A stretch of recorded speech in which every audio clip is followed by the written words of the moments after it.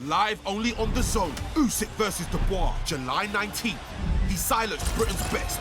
Usyk, the undisputed king, fighting to keep his crown. But now, the dynamite is ready to explode. Dubois is set to make boxing history.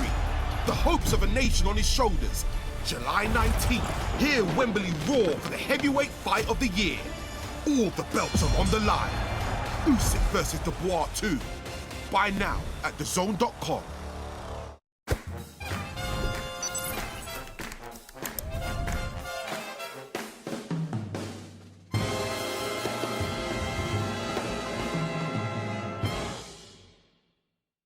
This is Kugan Cassis for IFLTV. It is the start of fight week. Usyk versus Dubois 2, but fighting on the same card at Wembley. Lawrence Okolie. How are you, mate? I'm well, and yourself? Very well. So you're not sure if you're going to get a haircut or not? No, I'm 50-50 right now. Do you know what I mean? Does it make a different type of fight if you go in with a different type of hair? It's just getting a barber to come down might be expensive. We don't know who's going to come. Do you know what I mean? Who's available? So we'll see. Yeah, I'm kind of not that focused on it. It would be nice, but we'll see. I reckon Uncle Frank will pay for your haircut, to be fair. It would be nice. It would be nice if he would. We'll have a word. We've spoken, obviously, I think it was about a month ago, we had a little Zoom interview when this fight was announced with Kevin Lerena. This is not going to be an easy fight. That remains to be seen. What do you make of kind of, obviously he's dipped in and out of the different weights, etc., but I suppose his most notable performance was the one which effectively lost against Daniel Dubois, but the problems that he did cause Dubois in the early rounds of that fight. How much of that do you take notice of? All of it. I take note of how he set the shot up, or what sequence led to the shot. I take what happened afterwards. It's all important.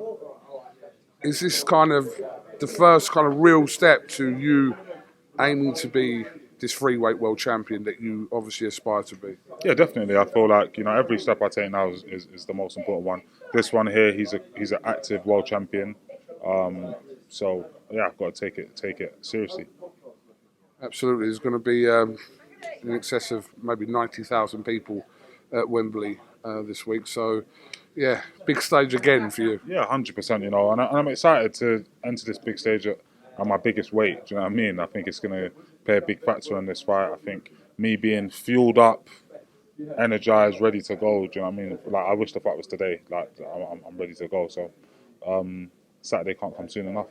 How's the relationship going with Joe Gallagher over not great kind of length of time, but how's it been going so far? It's been going fantastic. Do you know what I mean? I think the sort of stuff that he instills and forces out of me is exactly what's necessary for fights like this, occasions like this. I think I've been blessed, but sometimes it's double-edged when you're able to do a lot of things. Like I can do a lot of different things in boxing, but he's very much like, I need you to do these things, I need you to do these things well. And it's been paying dividends. I've been seeing the difference in my sparring, I've been seeing the difference in my fights and how they go in and how much less time people can actually stay in the ring with me. So I'm looking forward to Saturday. Lawrence, I know you're fully focused on Saturday and getting that job done in hand, but obviously my job is to kind of fire some things at you and kind of see what reactions we get from you. Last time we spoke, we did we mentioned that whole Dillian Whyte thing. He's fighting Moses Atama next month on the 16th in Saudi. What do you think about that fight for Dillian Whyte against Moses? Just your opinion on that. I think it's a tough fight for Dillian. I think we've seen Dillian get hurt in most of his recent fights. Although he sometimes rallies through and he might get the win, he might not. He does get hurt quite often, and I think that doesn't get better with age. And he's boxing someone who's very sharp, so I think it'll be a tough night for him. I mean, obviously, dependent on that situation, obviously you're fighting this week, but is this something that you kind of possibly pursue dependent on what happens on the 16th again or not? Yes and no. I mean, it's a fight that, as I said, I've always wanted to, but it's more of a, just a personal tick box as opposed to like, Dillian is the be-all and end-all of my career, absolutely not. But we'll see. I don't know if he'll keep boxing if he loses this one, but we can only wait and see what happens in August. When you say tick box, do you mean just where it was kind of spoken about you to have kind of had a thing? Is that that's down to that? Yeah. That's all it is. It's not like, and also it's timing as well. You know, I wanted a fight in this kind of region. The Dillian fight didn't happen. The Kevin Lerena fight happened. So we just keep on pushing. And how likely or unlikely is the Riakporhe situation to arise again in your career? I'm not sure. It depends on if he stays at heavyweight. Obviously, that's my journey now. Winning this fight, there might be another break between a fight against someone like Caballero or someone like that. So a fight like a Riakporhe fight slips in nicely then. Any other heavyweights have called you out recently? No, like that's why winning is so important to me because even in the position I'm in now, heavyweights are still behind the scenes. No, we don't want that one. He's unknown. He's this. He's that. So I don't want to give anyone any opportunity to kind of further not fight me. So I need to just keep the momentum going.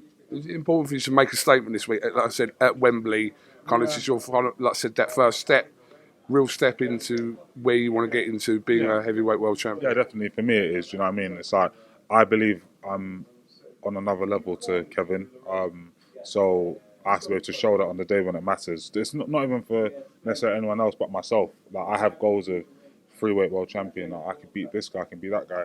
Well, if I can do that, then I should be able to beat Kevin in good fashion. So that's what we're going to do.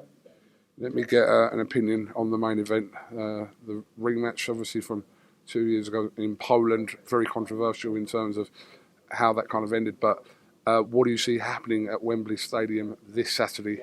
I keep tossing and turning. I think if I look at the last fight, it kind of looks like it will just be a points win for Usyk.